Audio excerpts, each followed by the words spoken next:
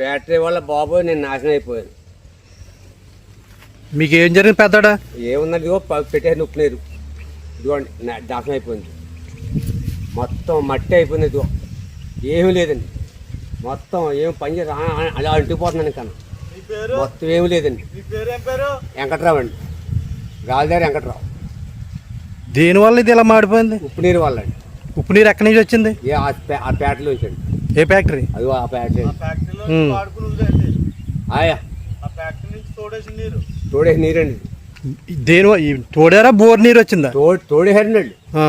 తోడే నీరు వస్తాయండి, బోర్ నీరు కాదండి, తోడేసిన నీరు. ఇప్పుడు నీ డిమాండ్స్ ఏంటి? నాకు ఏం చెప్పండి, మధ్యలో తిరుగుతున్నాడు ఆయనే.